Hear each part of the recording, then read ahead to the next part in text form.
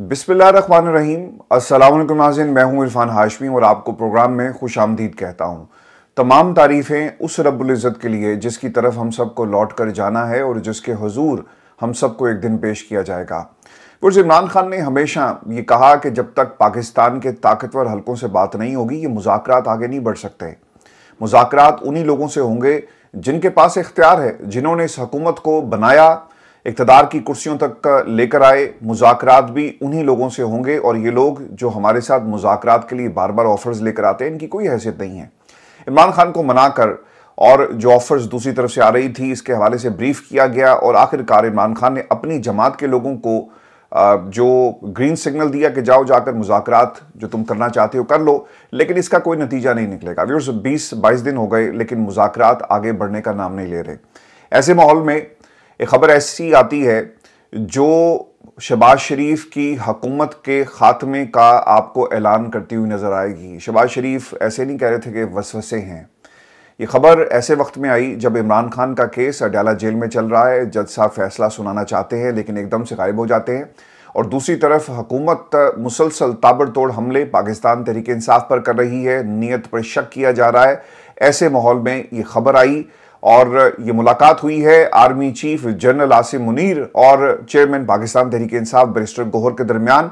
और पिछले एक हफ्ते में जो डेवलपमेंट्स हुई हैं, इन डेवलपमेंट्स को लेकर नून लीग में काफ़ी ज़्यादा तशवीश पाई जाती है। अब से कुछ ही देर पहले इसकी कंफर्मेशन अडयाला जेल से आई कि बैरिस्टर गौहर से जब ये सवाल किया गया कि क्या आपकी मुलाकात हुई, और उन्होंने इमरान खान की मौजूदगी में ये कंफर्म किया कि मेरी general Asim Munir army chief Pakistan के, उनसे 1-on-1 मुलाकात हुई है और ये तन्हाई में मुलाकात हुई। एक लंबी नशिस्त थी जिसमें हमने अपना मुकदमा, इमरान खान का मुकदमा, पाकिस्तान का मुकदमा आर्मी चीफ के सामने रख दिया। और फिर इस हवाले से जब अली अमीन गंडापुर से सवाल हुआ कि क्या इमरान खान की रिहाई की कोई गारंटी दी गई, तो उन्होंने कहा कि जनाब बिल्कुल इमरान खान की रिहाई की गारंटी भी आ जाएगी, लेकिन हम ये चाहते हैं कि पाकिस्तान में जिस तरह से इमरान खान के खिलाफ मुकदमात बनाए गए, हम किसी डील के नतीजे में बाहर नहीं आना चाहते। हम ये चाहते हैं कि पाकिस्तान के जो अदालती निज़ाम है इससे हमें इंसाफ मिले और हम इसके लिए हर तरह की कोशिश जो है वो जारी रखेंगे। अब इमरान खान एक तरह से army chief general Asim Munir के साथ मेज़ पर बैठ चुके हैं और इमरान खान की हैसियत को पाकिस्तान के ताकतवर हलकों ने बिलाखिर तस्लीम कर लिया। और बैरिस्टर गौहर का मिलना ये इस बात की निशानदेही है कि ये एहसास अब पाकिस्तान के ताकतवर हलकों को भी हो रहा है कि निज़ाम चल नहीं रहा और जिन लोगों को हमने हुकूमत दी थी इनके पल्ले कुछ नहीं है। व्यूअर्स, जो तहरीरी मुतालबात हैं मैं ये आपके सामने वन बाय वन रख दूं और फिर मुज़ाकराती कमेटी में क्या हुआ और अब इस मुलाकात को नून लीग किस तनाजुर में देख रही है और फिर पाकिस्तान तहरीक इंसाफ का मुस्तकबिल क्या है और खान साहब के मुकदमात अब आपको किस तरह से ख़त्म होते हुए नजर आएंगे, या फिर ये निज़ाम इसी तरह चलेगा या कुछ लोगों को ड्राइविंग सीट पर बिठाकर पाकिस्तान तहरीक इंसाफ के अंदर अब ये मुलाकात जो है उसको इस्तेमाल किया जाएगा, या बैरिस्टर गौहर जो है इससे क्या हासिल करेंगे या वाकई इमरान खान की रिहाई मुमकिन होगी, क्योंकि गारंटी की बात की गई है आर्मी चीफ की तरफ से। पाकिस्तान तहरीक इंसाफ की जी ये जो मुज़ाकराती कमेटी, इसमें हुकूमत की तरफ से 10 लोग शामिल हैं, 10 रुकनी, क्योंकि 7 जमातें हैं और 7 जमातें नुमाइंदगी कर रही हैं अपने अपने सियासी धड़े की। और दूसरी तरफ पाकिस्तान तहरीक इंसाफ का जो अपोजिशन जमातें हैं उनमें 6 रुकनी एक वफ्त है जिसमें आपको अचकज़ई साहब हैं, बाकी लोग हैं और पाकिस्तान तहरीक इंसाफ के लोग हैं जो इस तरफ से अपोजिशन जमातों की नुमाइंदगी कर रहे हैं। पीटीआई के जी तहरीरी मुतालबात पहुंच गए और वहाँ पर डेवलपमेंट ये हुई है, क्योंकि ये मुसलसल ये कह रहे थे कि एक जुडिशल कमीशन बनाया जाए और इस कमीशन को आप आज़ाद हैसियत में काम करने की इजाज़त देंगे, यानी आपकी मर्ज़ी का नहीं होगा ना हमारी मर्ज़ी का होगा, बल्कि वो हालात देखे जाएँ जिसमें इमरान खान की गिरफ्तारी होती है। और रिव्यूज़ जो सबसे अहम चीज़ थी जो तहरीरी तौर पर ये मुतालबात दिए गए, और ये वही बातें जो खान साहब हमेशा करते रहे कि जब मुझे रेंजर्स ने गिरफ्तार किया तो ये किसके हुक्म पर हुआ। पाकिस्तान तहरीक इंसाफ की पूरी जमात को आप दीवार के साथ लगाते हैं और इमरान खान को गिरफ्तार करने के लिए यानी कॉलर से पकड़कर घसीटा गया और जिस तरह से लोग अहाता अदालत से आपको गिरफ्तार करके ले गए, तो इसकी बाकायदा तौर पर शफाफ तरीके से तहकीकात करवाई जाए। और फिर सीसीटीवी का मुतालबा भी रखा गया कि सीसीटीवी फुटेज किसने गायब करवाई। अब ये पता लग जाएगा ना कि सीसीटीवी फुटेज में लोग कहां से आए, कैसे इमरान खान को गिरफ्तार किया गया, खान साहब कहां बैठे थे, किसके हुक्म से दरवाजे खोले गए और फिर तोड़फोड़ जो की गई। आपको याद होगा कि पंजोता साहब जो है उनके वकील, उनको काफ़ी ज़्यादा चोट भी आई और वो इमरान खान के साथ उस वक्त तक मौजूद रहे जब तक उनको गिरफ्तार नहीं कर लिया गया, और फिर उसके बाद आपने देखा कि वहाँ पर क्या हुआ। अब ये तहरीरी मुतालबात के अंदर जुडिशल कमीशन की बात की गई है। इंडिपेंडेंट जुडिशल कमीशन जो है वो मुज़ाकरात करेगा। दूसरी चीज़ ये है कि सियासी कैदियों की निशानदही पाकिस्तान तहरीक इंसाफ जो है वो करेगी। अब देखिए जी, सियासी कैदी कौन है? लोग ये कहते हैं, राना सनाउल्लाह ने भी कहा कि सियासी कैदियों को आप लिस्ट हमें दें, फिर हम इस बात का तयन करेंगे। अब ये जो सियासी कैदी हैं, पाकिस्तान तहरीक इंसाफ पूरी सियासी कैदी से बनी हुई है ना, बल्कि अगर ये कहा जाए कि पूरी पाकिस्तान की आवाम सियासी कैदी है तो ये गलत तो नहीं होगा। और पाकिस्तान की आवाम के फैसले अवामी नुमाइंदगान नहीं करते, बल्कि वो लोग जो अर्दली हैं, जिन्हें इस निज़ाम को ठेके पर दे दिया गया, और जब ठेका ख़त्म होगा ये निज़ाम भी इनके साथ ही घर चला जाएगा। पाकिस्तान के अंदर जो सबसे अहम मुतालबा इस मुज़ाकराती कमेटी की तरफ से किया गया कि 9 मई इमरान खान की गिरफ्तारी और इन वाक़यात की कानूनी हैसियत को देखा जाए। पाकिस्तान की अदालतों में जब भी 9 मई के मुकदमात गए ना, तो एक बड़ी इंटरेस्टिंग सूरत हाल है। वहाँ पर लोगों को पेश जो भी आप करते हैं, वो 1-2 गवाह हैं जी जो इन्होंने संभाल के रखे हुए हैं, हर मुकदमे में उन्हें पेश कर दिया जाता है। आप पत्थरों को जजों के सामने रखकर कहते हैं कि जनाब ये वो पत्थर हैं जो दरवाज़ों पर बरसाए गए, लेकिन गवाह सबूत आपके पास कुछ भी नहीं है। एक मोबाइल फ़ोन का भी जिक्र हुआ है। फैसल चौधरी साहब ने कहा जी कि एक फुली चार्ज मोबाइल फ़ोन लाकर जज साहब के सामने रखा गया कि जनाब ये हैं वो सबूत नाकाबिल तरदीद जिसमें बाकायदा तौर पर साजिश की गई, और जब आप इस किस्म के काम करेंगे तो ऑब्वियसली इस पर सवाल तो उठेगा ही। और दूसरी तरफ ये भी बहुत इंटरेस्टिंग चीज़ है कि जब आप FIR काटते हैं ना, तो उसमें जुर्म की नोयत लिखी जाती है, कौन सी दफ़ात लगेंगी। अब वो केस पाकिस्तान की आम अदालतों में जाना है, मिलिट्री कोर्ट में जाएगा, यही चीज़ तय करती है ना, दफ़ात तय करती हैं, लेकिन वहाँ पर भी आपको सारा निज़ाम जो है वो सिर्फ लाठी का नज़र आएगा। और ये जब अदालतों में चीज़ जाएगी आप उसे किसी तरह भी जो साबित नहीं कर सकते। और इसी चीज़ का सवाल जो है उठाया गया कि तयन किया जाए कानूनी नौयत का। इस्लामाबाद हाई कोर्ट की हदूद से इमरान खान की गिरफ्तारी में रेंजर्स की मुदाखलत, इस पर भी इन्वेस्टिगेशन का बाकायदा तौर पे कहा गया।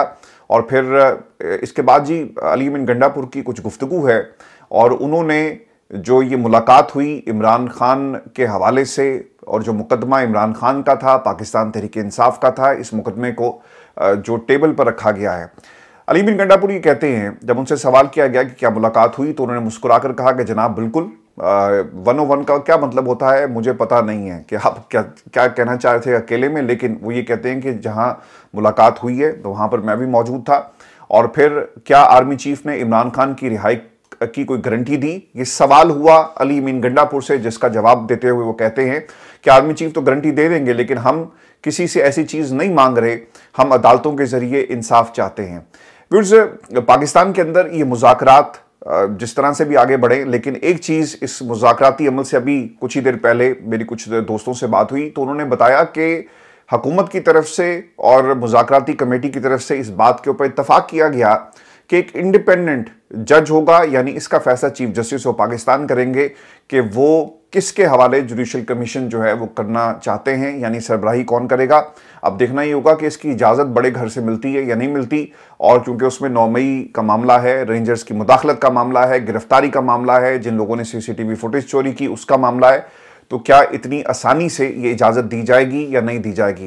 इरफान सदीकी साहब की जी गुफ्तगू इस हवाले से, और उन्होंने 7 रुकनी कमेटी और जो जमातें हैं उसका हवाला भी दिया, और उन्होंने कहा कि मुतालबात आने पर फौरी जवाब देना मुमकिन नहीं होगा। अब देखेंगे, जब कहते हैं ना कि फौरी जवाब देना मुमकिन नहीं होगा, तो ये अर्दली हुए ना, ये डाकिए का काम कर रहे हैं। असल मुज़ाकरात पेशावर में हो चुके हैं, असल मुज़ाकरात की बेस जो है वो लग गई। उस पर एक तरफ से पाकिस्तान तहरीक इंसाफ इमरान खान साहब बैठे थे, और दूसरी तरफ से आपको आर्मी चीफ नजर आएंगे। तो ये मुज़ाकरात कहीं और शुरू हो चुके हैं, और उसका बाकायदा तौर पर इनको खबर भी दे दी गई है। इसीलिए तो वसवसे पाकिस्तान मुस्लिम लीग नून को आ रहे थे कि ये क्या होगा। अच्छा, बाज़ लोग ये कहते हैं कि एकदम से क्या हुआ, ये सवाल बहुत सारे लोगों ने पूछा भी मुझसे प्रोग्राम में आने से पहले कि एकदम से क्या हुआ, ये मुलाकातें क्यों हो रही हैं। देखिए जी, 2 चीज़ें आपने याद रखनी है। पाकिस्तान की इस्टेब्लिशमेंट चाहती है कि ये जो बयानियाँ उनके खिलाफ है, या जो हकाइक जिस तरह से खान साहब जो हैं वो बयान करते हैं, इसको आहिस्ता आहिस्ता जो है वो डिल्यूट किया जाए, खान साहब अपनी बातों से पीछे नहीं हट रहे थे, तो फिर पाकिस्तान तहरीक इंसाफ के अंदर ऐसी लीडरशिप को देखा गया, या वो लीडरशिप जो मुसलसल राब्ते में थी पाकिस्तान की एस्टेब्लिशमेंट के, जिसके कसीदे आपको फैसल वाडा भी पढ़ते हुए नजर आएंगे, जो मुसलसल राब्ते में रहे, पैगाम लेकर जाते रहे और उस घर की एक तरह से नुमाइंदगी करते रहे, उनके जरिए मुज़ाकरात का अमल आगे बढ़ाया जाए। एक तो मामला ये है, और एंगेज कर लिया जाए, क्योंकि पाकिस्तान की हुकूमत के जरिए एंगेज नहीं हो रहा, क्योंकि वो कर ये रहे थे कि वो इस मामले पर पाकिस्तान की एस्टेब्लिशमेंट को भी ब्लैकमेल करते थे कि ठीक है, आप हमारी हुकूमत को ख़त्म करेंगे, या हमारे मामला जो हैं अगर आपके साथ नहीं चल सकते तो ठीक है, ये बड़ी आपकी हुकूमत, आप चला लें जिसके साथ आपने ये हुकूमत चलानी है। तो एक तरह से ये धचका उनको भी पहुंचाया गया कि भाई अगर हम किंग मेकर हैं तो हम निज़ाम को कभी भी जो है वो उल्टा सीधा कर सकते हैं, तो लिहाजा अच्छे बच्चों की तरह जैसे हम तुम्हें कहते हैं वैसे करो। तो शहबाज शरीफ की कारकर्दगी आपके सामने है, जो वादे ये करते रहे वैसा वो पूरा नहीं कर सके, तो एक तरह से उनको भी झटका देने की ये कोशिश की गई। लेकिन जहां तक पाकिस्तान तहरीक इंसाफ का ताल्लुक है, तो मैं आपको ये खबर दे रहा हूं, मामलात को डिल्यूट करने के लिए और इमरान खान का जो सख्त बयानिया है उन्हें इस बयानी से पीछे हटाने के लिए ये तमाम अमल जो है वो शुरू हुआ। अब इसमें कितनी कामयाबी बैरिस्टर गौहर को मिलती है वो वक्त आने पर पता चलेगा, क्योंकि दूसरी तरफ से इमरान खान के केसेस तो ख़त्म नहीं हुए, ना ही उनकी सज़ाओं का मामला ख़त्म हुआ, सज़ाएं दी जाएंगी ये भी खबर साथ साथ दी गई और कहा गया कि हम अदालतों से इंसाफ चाहते हैं।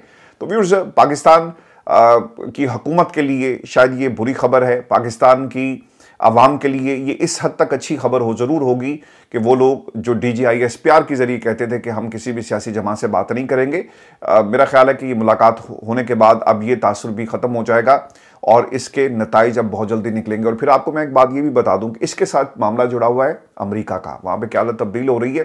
तारीख गवाह है कि पाकिस्तान को जब भी पैगाम अमेरिका से आया तो आपको मानना ही पड़ा, और जो नहीं मानता फिर उसकी हुकूमत जो है वो ख़त्म कर दी जाती है।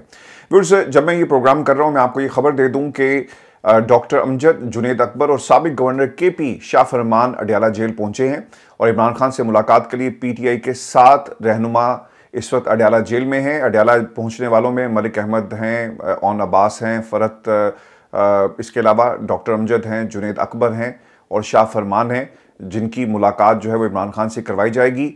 और इन 7 रहनुमाओं का इस वक्त पहुंचना ये इंतहाई अहम होगा, क्योंकि इससे पहले कहा जा रहा था कि पीर को शायद ये मुलाकात करवाई जाएगी, लेकिन अब ये मुलाकात हो गई है। और ऑब्वियसली पाकिस्तान तहरीक इंसाफ को जो ऑफर्स करवाई गई हैं और जिस तरह से मामला आगे चलने चाहिए, इसके ऊपर अब इमरान खान को मनाया जाएगा। ये मुलाकातें ऑब्वियसली इमरान खान तक पैगाम पहुंचाने के लिए करवाई जा रही हैं। जो बैरिस्टर गौहर की मुलाकात हुई आर्मी चीफ से और जिस तरह से मामलात को डिल्यूट करने के लिए सब कुछ जो है वो कहा गया है। व्यूअर्स, पाकिस्तान के अंदर बैरिस्टर अली ज़फ़र साहब की भी कुछ गुफ्तगू है और उन्होंने इस हवाले से कहा कि इमरान खान की वाज़ेह हदायत है कि अगर हुकूमत नहीं मानती तो फिर मुज़ाकरात नहीं होंगे और आज का दिन जो बहुत अहम है। 2 कमेटीज़ ही बना दी गई हैं और कमीशन की जजेस की तैनाती तहरीक इंसाफ और हुकूमत की बाहमी रजामंदी से जो वो की जाएगी। इस हद तक एक ब्रेक थ्रू आपको नज़र जो है वो आ रहा है। लेकिन दूसरी तरफ बैरिस्टर सलमान अकरम राजा साहब ने ये कहा कि जुडिशल कमीशन का मुतालबा पूरे करने के लिए कोई वक्त नहीं दे रहे, सिर्फ एक नोटिफिकेशन चाहिए। सियासी असीरान की रहाई हुकूमत के इख्तियार में है, अगर मुज़ाकरात नाकाम हुए तो फिर हम जो है वो देखेंगे। लेकिन व्यूअर्स याद रखिएगा, ये जो मुलाकात मैं बार बार जिसका हवाला दे रहा हूँ और 7 लोगों का अडयाला जेल पहुँचना, ऑब्वियसली पंजाब के अंदर तहरीक इंसाफ किस तरह से ऑपरेट करेगी, KP के अंदर किस तरह से ऑपरेट करेगी और फिर वफाक के अंदर Pakistan Tehreek Insaf floor of the house जाकर जो है वो क्या मौक़िफ़ अपनाती है, तमाम चीज़ें जो है अब देखी जाएंगी। व्यूअर्स, एक और ख़बर भी आपके साथ हम शेयर करते चलें। ये तोशाखाना 2 का केस है इस्लामाबाद हाई कोर्ट में और बरियत की दरख्वास्त पर जस्टिस मियां गुल हसन औरंगज़ेब साहब ने ये समाअत की है।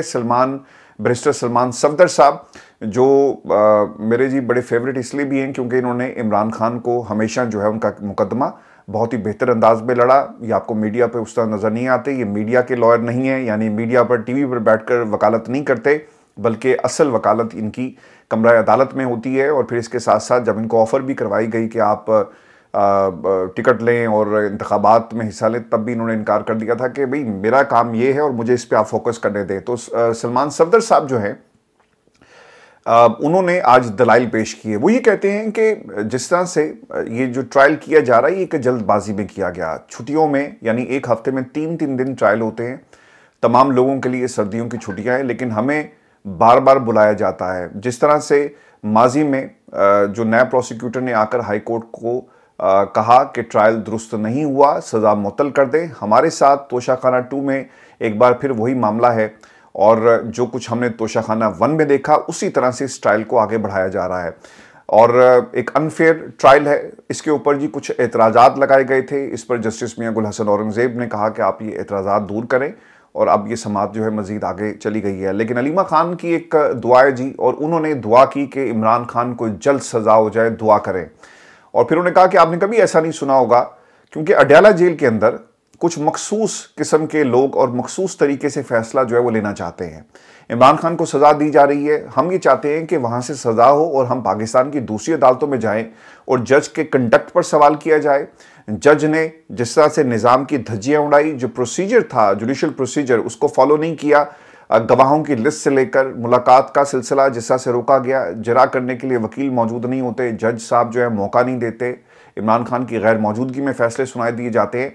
तो ये तमाम चीज़ें बड़ी अदालत में सामने रखी जाएंगी और इन जज के कंडक्ट के ऊपर सवाल भी उठाया जाएगा। तो अलीमा खान ने ये दुआ की कि जल्द इमरान खान को सज़ा सुनाई जाए ताकि हम बाहर आएँ और आकर इस मुकदमे को लड़ सकें। व्यूअर्स, एक और इंतहाई अहम डेवलपमेंट हुई है और ये जस्टिस मंसूर हैं जिन्होंने अब लाठी उठा ली है। अब ये लाठी है, डंडा है, इसका फैसला अब कुछ दिनों में हो जाएगा। आपको याद होगा कल भी मैंने इस पर तफसील से बात की कि ये जो आर्टिकल 191 है जिसमें अदालत के इख्तियार का जायजा लिया जाता है, दायरा-कार का, इसके ऊपर अब सुप्रीम कोर्ट ऑफ पाकिस्तान में 3 रुकनी बेंच, एक केस था जिसमें उसने अपनी इंतहाई अहम ऑब्जर्वेशंस दी और दूसरी तरफ से कमेटी में बैठे हुए लोगों ने एक रास्ता रोकना चाहा है जस्टिस मंसूर का। अब ये पूरा मामला क्या है ये मैं आपके सामने वन बाय वन रख देता हूं। 13 जनवरी को सुप्रीम कोर्ट ऑफ पाकिस्तान के जस्टिस मंसूर अली शाह साहब ने की सरबराही में 3 रुकनी बेंच था जी, कस्टम एक्ट के सेक्शन 221A की झैली शिक 2 की आईनी हैसियत से मुतल्लिक केस की समाअत की।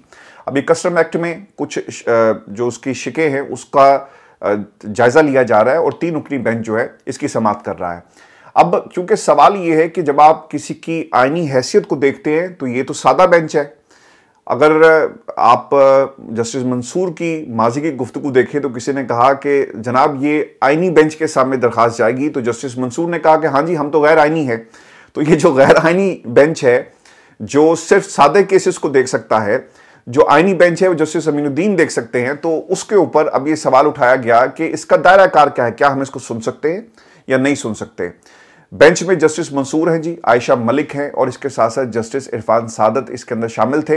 एकदम से क्या होता है, जस्टिस मंसूर ने रिमार्क्स दिए, ये गौर कीजिएगा कि टाइमलाइन और ये हुकूमत की दौड़ें क्यों लगी हैं। जस्टिस मंसूर ने रिमार्क्स दिए क्योंकि मामला आइन की तशरीह का है और मौजूदा आइनी इंतज़ाम के तहत इस बेंच को ये इख्तियार हासिल नहीं, लेकिन सवाल ये है कि हमने दायरा इख्तियार वापस लिया, जो हमसे लिया, क्या ये दायरा इख्तियार हमसे वापस लिया जा सकता है? ये अदलिया की आज़ादी का सवाल है। आर्टिकल 191A के जरिए अदालत से दायरा इख्तियार छीना गया। इस अदालत के अंदर अलग बेंच कैसे बनाया जा सकता है? ये अदलिया की आज़ादी और इख्तियार की शिकों से मुतसादिम है। हम पहले इस मामले को देख लें कि जो दरखास्त आप हमारे सामने लेकर आए, अब ये मामला हम सुन भी सकते हैं या नहीं सुन सकते, या ये मामला जो है वो आईनी बेंच के सामने जाएगा। लेकिन इसका जो दूसरा एंगल है कि अगर जस्टिस मंसूर ने ये फैसला दे दिया तो फिर इसके कॉन्सिक्वेंसेस क्या होंगे, जो मैं आपको आगे चलकर बताता हूँ। वकील सलाहुद्दीन साहब हैं जी, वो उस पर मौजूद थे, तो उन्होंने कहा जी कि मार्शल लॉ के दौर में भी कभी ऐसा नहीं हुआ। जब आइन को मुअत्तल कर दिया गया तो जजेस ने आइन पर अपनी आज़ादी जो है उसको देखा कि ये आज़ादी अदलिया की जो है इसके ऊपर एक डायरेक्ट हमला था। ट्रिब्यूनल्स को कलअदम करार दिया गया और जब भी मामला दायरा इख्तियार का हो तो अदालत ने सख्त मुज़ाहमत का मुजाहरा करते हुए अदलिया की आज़ादी का हमेशा दिफा किया है। फिर कल खबर ये आती है कि जब इनको पता लगा कि यार ये बेंच तो पीछे नहीं हट रहा, तो अब हम करें क्या? आयशा मलिक, जस्टिस मंसूर, सादत साहब जो हैं, इरफान सादत, उन्होंने इरफान सादत को इस बेंच से निकाला और उनकी जगह जस्टिस अकील अब्बासी को डाल दिया। अब रजिस्ट्रार की बदनीयती देखें, उसको पता था कि ये जो जस्टिस अकील अब्बासी साहब है ये already case Sindh high court में सुन चुके हैं। जब ये बैठेंगे इतराज़ होगा, बेंच टूट जाएगा। Justice Akeel Abbasi Sindh high court में चूंकि ये केस सुन चुके थे, तो इस केस की जब समाअत होती है तो जस्टिस मंसूर ने आज रिमार्क्स ये दिए कि सुप्रीम कोर्ट दफ्तर से गलती हो गई है। इसी 3 रुकनी बेंच के सामने इस केस को फिक्स नहीं इसको क्यों नहीं किया गया जिसने 13 जनवरी 2025 को ये केस सुना था।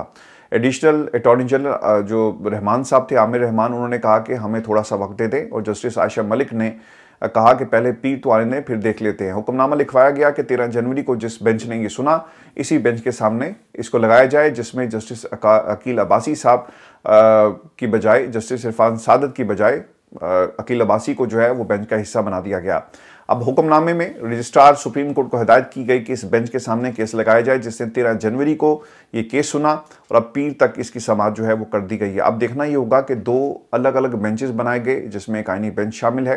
दायरा ख्यार जो है आर्टिकल 191 का, अगर इसके ऊपर जस्टिस मंसूर कोई फैसला दे देते हैं तो इसके कॉन्सिक्वेंसेस क्या होंगे। एक तो सुप्रीम कोर्ट का चीफ जस्टिस उठ जाएगा याहिया अफरीदी, और दूसरी तरफ ये जो आईनी बेंच है ये लिपेट दिया जाएगा। लेकिन क्या ये इतना आसान है? क्या हुकूमत और हुकूमत में बैठे हुए लोग जो हैं और पाकिस्तान के ताकतवर हल्के जिन्होंने 26वीं आईनी तरमीम और फिर जो दीगर मामलात किए, क्या ये होने देंगे? मुझे नहीं लगता। लेकिन जस्टिस मंसूर अकेले तनहा सिस्टम से इस वक्त लड़ रहे हैं और वो कोशिश कर रहे हैं कि किसी तरह इन तमाम लोगों को जो है वो सबक सिखाया जाए। मैं व्यूअर्स आपको ये भी खबर दे दूँ, जो साहबजादा हामिद रज़ा साहब हैं, उन्होंने कुछ बातें कही हैं कि मुज़ाकरात के बाहर बैठे लोगों ने जैसे ज़ुबान इस्तेमाल की उनको वैसा जवाब मिल गया। आर्मी चीफ और बैरिस्टर गौहर की मुलाकात पर हामिद रज़ा का दावा, मुज़ाकरात की अगली नशिस्त जो है वो नहीं होगी। अब उन अगली नशिस्त तो हो गई है, अब आई डोंट नो उन्होंने क्यों ऐसी बात की। अच्छा व्यूअर्स, एक और ख़बर भी है, और ये ख़बर है ज़ल्मे खलीलज़ाद साहब का एक ट्वीट, जिसमें वो कहते हैं कि बजाय इसके कि पाकिस्तान की फ़ौजी गालिब हुकूमत अमेरिका में लॉबिंग पर पैसा खर्च करे, इसे 3 इकदाम करने चाहिए। PTI के साथ एक मुआहिदा करे, इमरान खान को रिहा करें जो जाली इल्ज़ामात में जेल में है, इन इकदाम को 20 जनवरी तक मुकम्मल करें, और ये इकदाम पाकिस्तान को बचाने और बहरान से बचने में मददगार होंगे। ये इस्लामाबाद के ताल्लुकात डोनाल्ड ट्रंप इंतज़ामिया के साथ बेहतर भी बनाएंगे। इससे पहले इनके ताल्लुकात बेहतर नहीं थे, तो ऑब्वियसली पाकिस्तान की हुकूमत और पाकिस्तान के ताकतवर हल्कों को पाकिस्तान को देखना चाहिए। आप अगर शहबाज शरीफ को देखेंगे और आप ये कहें कि जनाब नवाज शरीफ, जरदारी सब नाराज़ हो जाएंगे, पाकिस्तान का फ़ायदा इस वक्त किस में है? पाकिस्तान का फ़ायदा इमरान खान की रिहाई में है, और ऑब्वियसली कोई दरमियानी रास्ता निकाल कर इमरान खान को रिहा किया जाए ताकि निज़ाम चल सके, पाकिस्तान के हालात बेहतर हो सकें। आप कर्जा लेकर लोगों में और बच्चों में जब स्कॉलरशिप आप तकसीम करेंगे तो कल को क्या होगा? ये कर्जा वापस भी तो करना है, नौकरियां हैं नहीं, आपने कर्जा देकर स्कॉलरशिप दे दी है, लैपटॉप दे दी, तो सर ये नौकरियां तो क्रिएट नहीं कर रहे आप। और एक एक घंटा आप टेलीविजन पर चलते हैं, इससे भी पाकिस्तान के हालात नहीं बदलेंगे, चाहे आप सारा दिन टीवी पर आकर बैठ जाएं। पाकिस्तान की मईशत आपके टीवी पर बैठने से नहीं चलेगी, बल्कि पाकिस्तान की मईशत यहाँ पर इंडस्ट्री लगाने से चलेगी। हालात बेहतर बनाएं, सिक्योरिटी के मामला ठीक करें, पैसा बाहर से कैसे लाना है इसके ऊपर काम करें।